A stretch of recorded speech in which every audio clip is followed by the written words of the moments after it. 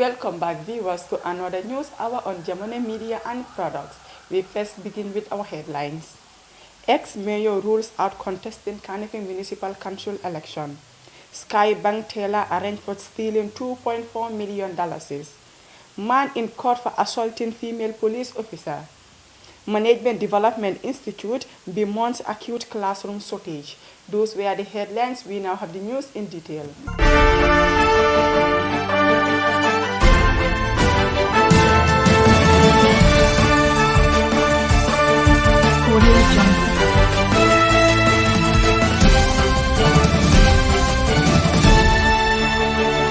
The former mayor of Kanifing Municipality, Yankuba Koli, has slammed the lead to any plan to resuscitate his political career and enter the fray to get his old job back in next year's local government election.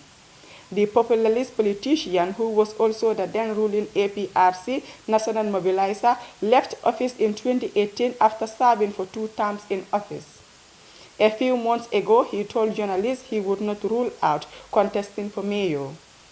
But in a recent interview with journalists, Mr. Koli said he have made up his mind not to contest for the election.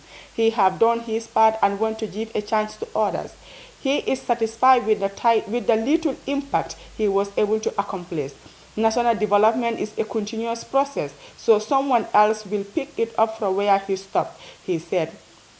Kanifing Municipal Council is bigger than one person, so others should continue from where he stopped. He believes he has many young people in this country who can take the place to another level, he continued to say.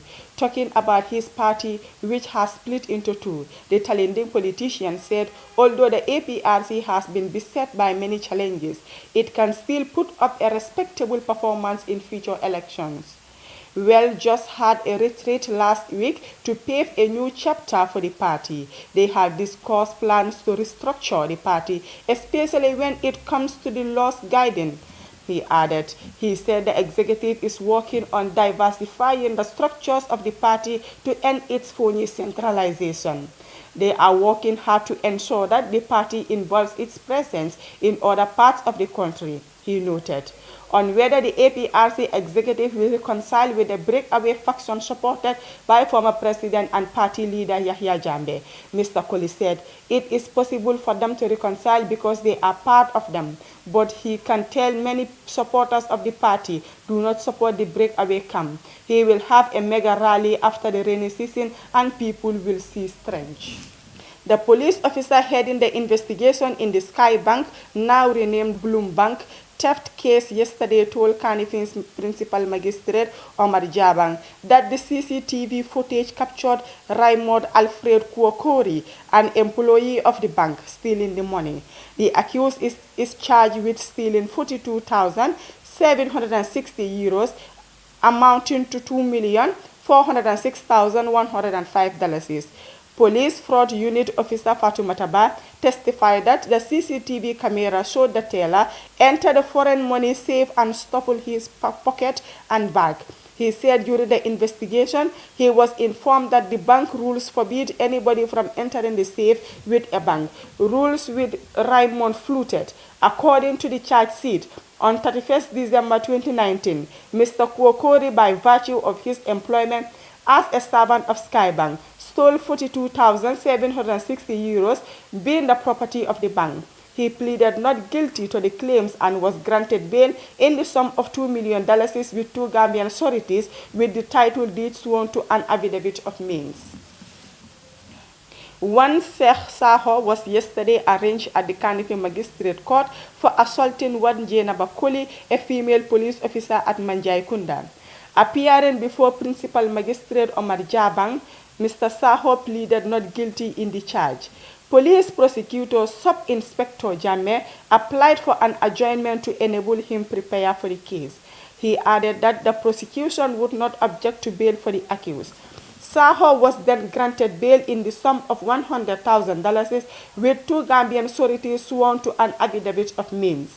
According to the charge sheet, on 9th June at Manjai Kunda, Sheikh Saho willfully and unlawfully assaulted Jenaba Koli, a police officer, by hitting her in the face and chest with his hand. Mrs. Fatu A. Barry, the Deputy Director General of Management Development Institute, MDI, has told the Finance and Public Accounts Committee that the institute is living with major challenges such as acute shortage of classrooms, established in 1982 by an Act of Parliament. MDI's primary mandate is to provide training, research, and consultancy services to the government. Madam Barry told FPAC that the institute has evolved to include the provision of such services to non-government institutions, the private sector, and students graduating from senior secondary school over the years. The main challenges that the institute is living with are tuition fee collection, lack of educational technology resources such as overhead projectors, smart boards, acute shortage of classrooms as a result. The institute shares its resource with the University of the Gambia and relatively low enrollment due to the acute lack of classrooms, Mrs. Balde lamented. She highlighted that staffing and equipping MDI's research, consultancy, and policy dialogues department established of MDI Center for Career and Entrepreneurship Development. Training programs such as counseling and psychotherapy for individuals and professionals in the field of mental health as future proposed projects of the MDI. They have received a proposal from WIRES and the introduction of high-RIP Executive Diploma in Public Sector Management. This 2-year program will be proposed to the National Assembly, and that once members are recruited into office, they will be enrolled into the program to understand public sector management, she said. She said that this will help Assembly members to have the necessary capacity in carrying their mandates.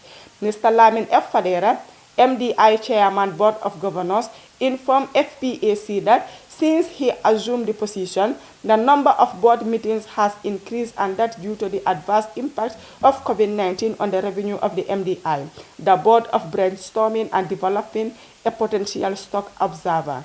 He would urge the government not to only consider Management Development Institute, but also other tertiary and higher educational institutions for a lifeline to keep them afloat, either by increasing the subvention of providing them with relief packages, Mr. Jawara said. Those were the stories of our today's newscast, but before we take a leave of you, let's take a recap on our top stories. Ex-mayor rules out contesting Kanifing Municipal Council election. Skybank Taylor arraigned for stealing $2.4 million. Man in court for assaulting female police officer. Management Development Institute bemoans acute classroom shortage. Those were our stories for our today's newscast. Thank you for joining us with your presenter, Maria Magellan. Do have a nice weekend.